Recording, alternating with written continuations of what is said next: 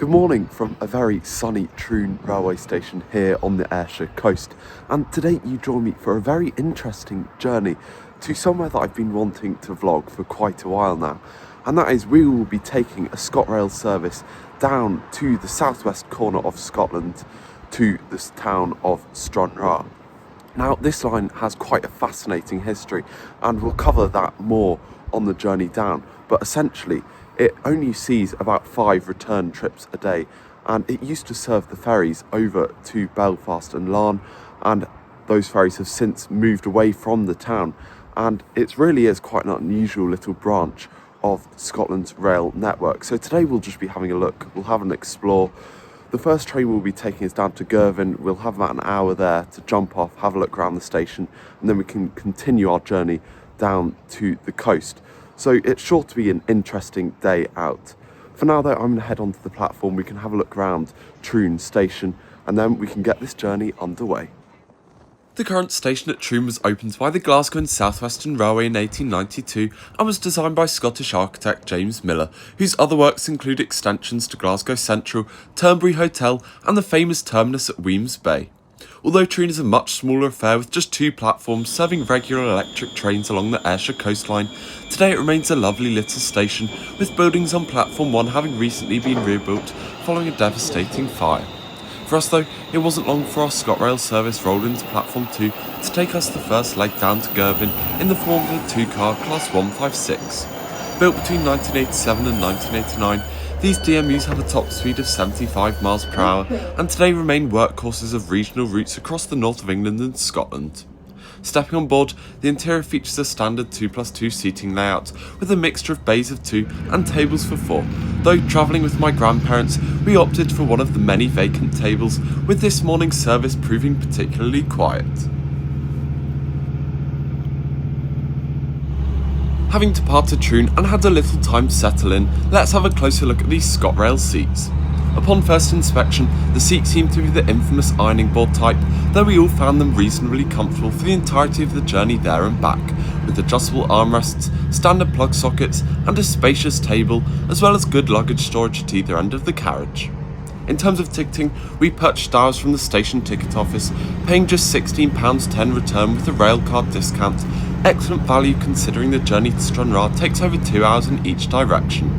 It's also worth noting that if you're travelling from Glasgow, the region's principal rail hub, the equivalent return fare is a very reasonable £18.60. Better still, ScotRail has recently abolished peak fares altogether, meaning you'll pay exactly the same price regardless of what time of day you choose to travel.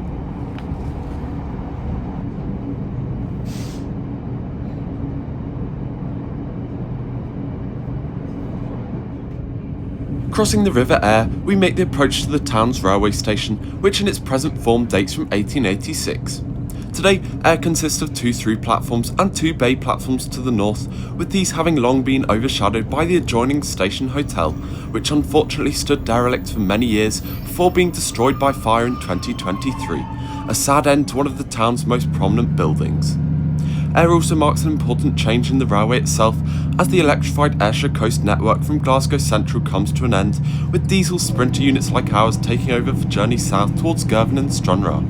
So, having begun the Stranraer line proper, let's have a closer look at today's route down to Scotland's most southerly station. Having already completed the short journey from Troon, our little Class 156 continues south into the heart of Ayrshire to make its first station stop at the town of Maybole. From here, it's not long before reaching the coastal town of Girvan, where we briefly run along the coast before heading inland once again as we wind our way through forest and across remote moorland via our final intermediate station of Barrhill. With a sweeping curve westward, the railway eventually brings us towards the shores of Loch Ryan and towards the town of Stranraer, completing the 59-mile journey from Aire in approximately 1 hour and 21 minutes. That gives the diesel sprinters an average speed of 44 miles per hour, although our own journey today will be slightly longer as we're breaking the trip at Girvan before continuing onwards to the end of the line.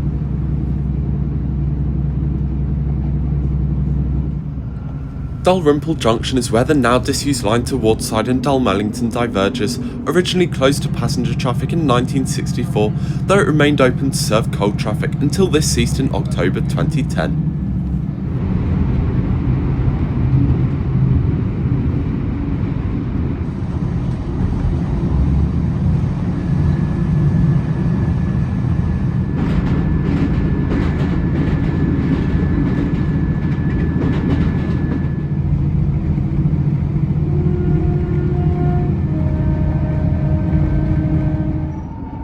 Maybole is our first station stop south of Ayr, serving the small town of around 5,000 residents, which was once the capital of the historic district of Carrick.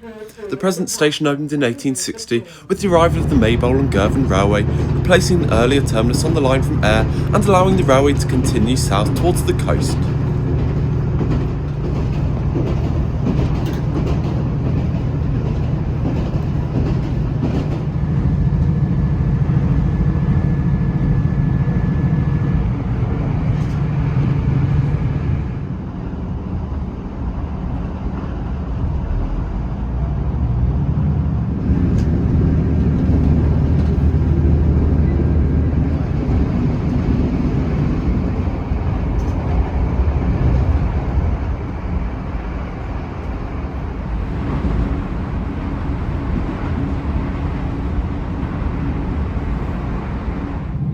Around 15 minutes after departing Maybole, our Class 156 slows on the approach to Girvan, a historic harbour and seaside resort town on the Ayrshire coast. This is of course where our service will terminate, with the station generally seeing an hourly service to and from Ayr and Kilmarnock on weekdays and Saturdays, although, as mentioned earlier, only 5 of these services continue south to Stranraer. As a result, we opted to take an earlier train as far as Girvan, giving us around an hour to explore the station before continuing on our way south.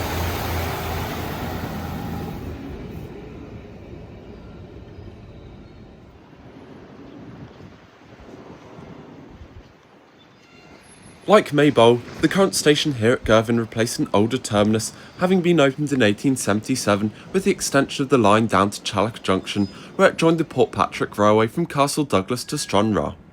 As can be seen here, the station retains many of its original features, including the 1893 signal box controlling the various semaphore signals and the station's passing loop, the line north to Ayr having been singled in 1973.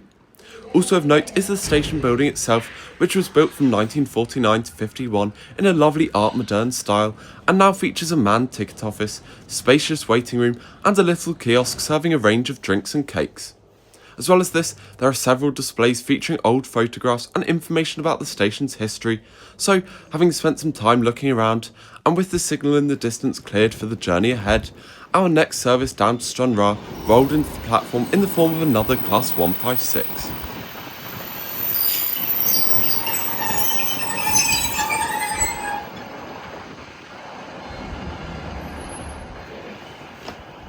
Please mind the gap between the train and the platform as you leave the train. Having taken our seats at another table of 4, our Class 156 was soon accelerating out of the station, tackling the steep 1 in 54 Glendoon bank towards Pinmore Tunnel. As we make the ascent, to the right of the train we get an expansive view across the Firth of Clyde with the prominent outline of Ayrshire Craig, an uninhabited island famous for its distinctive granite, which has been quarried here for centuries and famously used in the manufacture of curling stones. Beyond this spectacular view, the railway continues to climb through the rugged countryside, disappearing into the 543-yard-long Pinmore Tunnel before emerging on the other side into the remote hills of Carrick.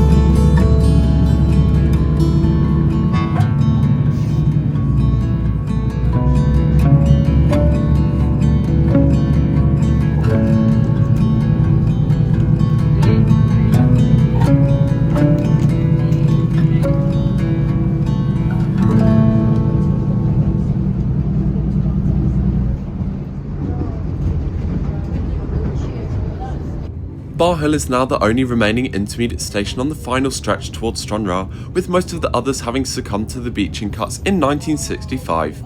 Despite seeing only around 3,800 passengers each year, it remains an important operational point on the line thanks to its passing loop and small signal cabin, which dates from 1908 and actually began life at Port Patrick before being relocated here to Barrhill in 1935.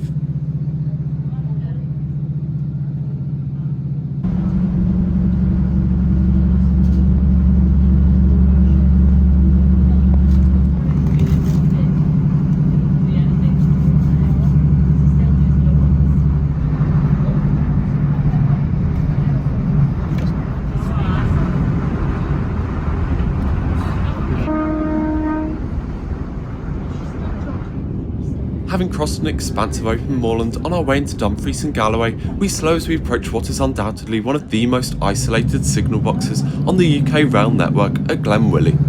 Opened in 1905, the box here still controls an array of mechanical signals, with the signaller also responsible for the exchange of the physical token with passing trains.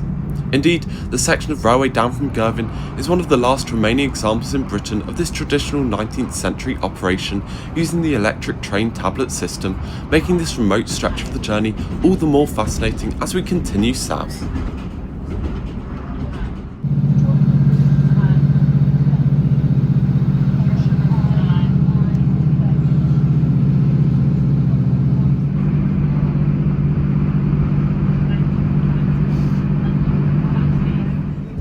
Having made our final token exchange at Dunraggett signal box, we passed the site of the former Stranraer town railway station, closed to passengers in 1966, following the end of services along the Port Road route to Castle Douglas and Dumfries.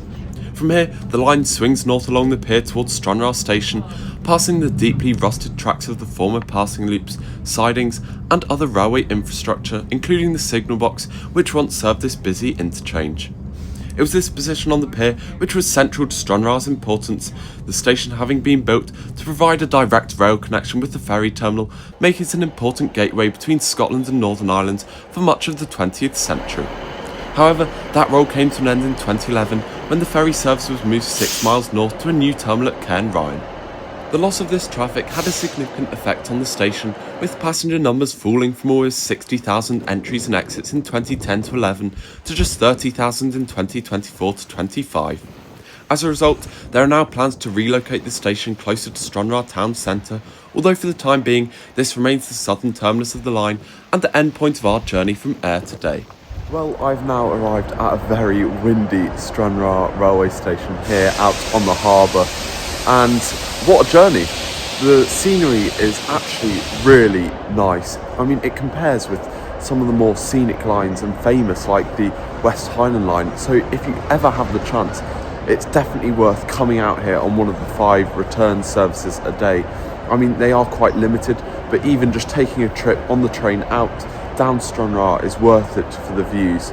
So thank you for watching.